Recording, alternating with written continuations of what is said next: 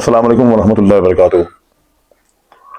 حکیم مہتاب مستی فاضل حکمت اسلامی طبی ریسرچ سینٹر سے مخاطب ہوں آپ کے ساتھ۔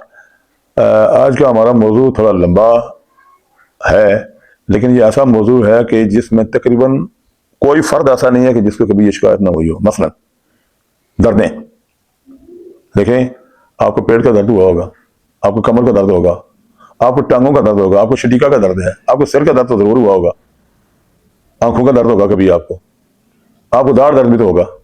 یعنی یہ دردیں ساری ایسی چیزیں ہیں کہ یہ درد ہر بندے کو کوئی نہ کوئی درد کبھی نہ کبھی ضرور ہوتا ہے۔ تو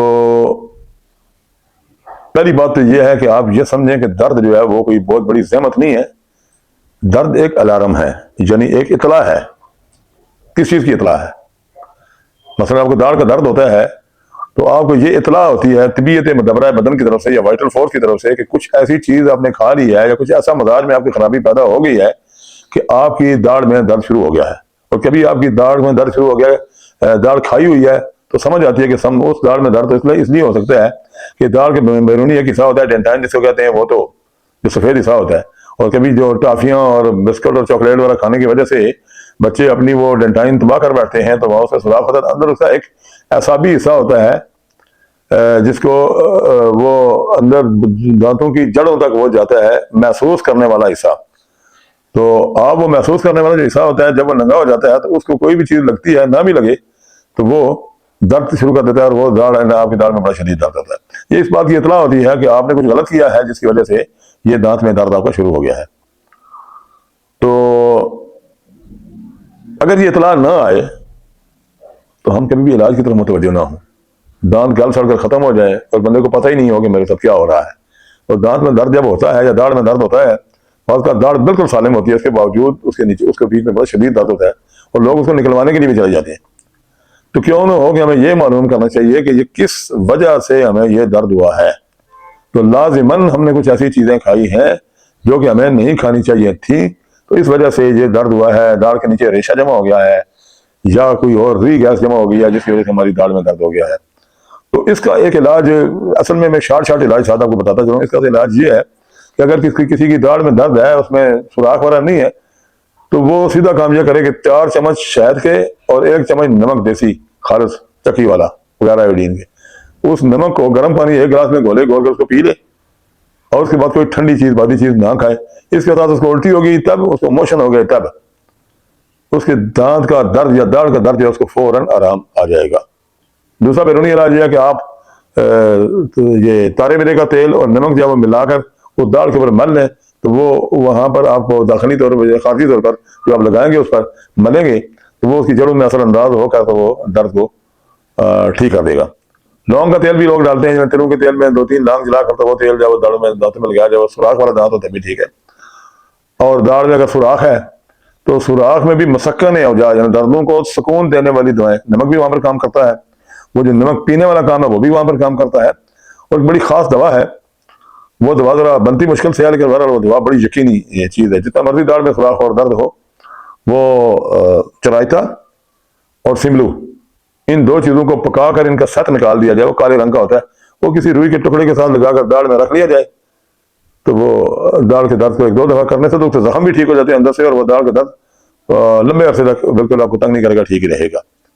اور 7 پودینہ 7 اجوائن اور کافور، یہ 3 چیزیں ان کو ملا کر رکھ لیں۔ یہ بھی اگر داڑ میں کسی روئی کے ساتھ لگا کر رکھا جائے تو اس کے ساتھ بھی آرام آ جاتا ہے۔ پر یہ داڑ کے درد کی بات تو دردوں کی شروع ہوئی تھی، تو درد اگر آپ کو سر کا درد ہے تو سر کے درد کی بھی وجوہات دیکھنی چاہیے۔ ہر مرض یا ہر درد کا علاج وہ پین کلر نہیں ہے، اور پین کلر میں بعض بڑی خطرناک چیزیں شامل ہوتی ہیں جو انسانی جسم کے دیگر اعضاء کو بھی جا کر متاثر کرتی ہیں۔ تو لہذا دیسی پین کلر پر اعتبار کرنا چاہیے جو غذاؤں کی طرح دوا ہو، وہ کوئی نقصان نہ کرے۔ تو سر کے درد کی پہلے وجوہات معلوم کریں۔ ایک بندے کو بڑی شدید قبض ہے، کئی دنوں سے گیس چڑھی ہے، سر کا درد شروع ہو گیا ہے، اب گولی کھا کر اس کا علاج کر رہا ہے تو غلط کر رہا ہے۔ اس کو چاہیے کہ اس قبض کا علاج کرے، اور قبض کا اگر علاج کرے گا موشن اس کو آ جائیں گے کھل کے۔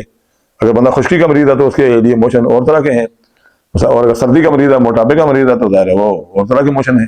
بہرحال اس کو جو جلاب دیے جائیں گے، جو موشن لگائے جائیں گے، اس کے ساتھ اگر قبض ٹھیک ہوگی، قبض ٹھیک ہوتی ہے تو سر کا درد اس کے پاس ہی آرام آ جائے گا۔ جسم کی جو باقی دردیں ہیں، ان دردوں کا بھی یہی حال ہے کہ دردیں جہاں کہیں بھی ہوتی ہیں یہ اس بات کا الارم ہوتا ہے کہ کوئی نہ کوئی غلط ہوا ہے جس کی وجہ سے یہ درد ہوئی ہے۔ اور جسم کی عمومی دردیں جو ہیں وہ سوجن کی وجہ سے ہوتی ہے، سویلنگ۔ کہیں نہ کہیں کوئی رگ آپ کی سوج جاتی ہے تو اس سوجن کی وجہ سے آپ کے گھٹنے جو ہے وہاں پر بڑا شدید درد ہو جاتا ہے، آپ کی ٹانگوں میں بڑا شدید، کئی دفعہ پاؤں کے جوڑوں میں بڑا شدید درد ہو جاتا ہے، گنٹھیا ہاتھوں کے جوڑوں میں، چھوٹے جوڑوں میں بڑا شدید درد ہوتا ہے۔ تو اس کے لیے جو ہے وہ علاج معالجہ اس اصول کے تحت ہونا چاہیے۔ سب سے پہلی بات یہ ہے کہ تنقیہ کریں، یعنی اگر یعنی قبض ہے تو قبض کی اصلاح پہلے کریں، اور اس کے بعد اس پر اس کا ورم کو دور کرنے کے لیے دوائیں استعمال کریں۔ ہلدی اور دار چینی یہ ابال کر دودھ میں اگر یہ استعمال کر لی جائے، جو اگر کمزور مریض ہے، موٹاپے کا مریض ہے، وہ پانی میں ابال کر استعمال کرے تو اس کے دردوں کو ریلیف ملے گا۔ لیکن بڑی خصوصی دوا ہے جو ورموں کے لیے یا ورموں سے پیدا ہونے والی دردوں کے لیے، گنٹھیا کے لیے ہے، وہ ہے گلہ باسی۔ گلہ باسی کی تصویر بھی آپ کو لگا دی جائے گی کہ گلہ باسی کیسی ہوتی ہے۔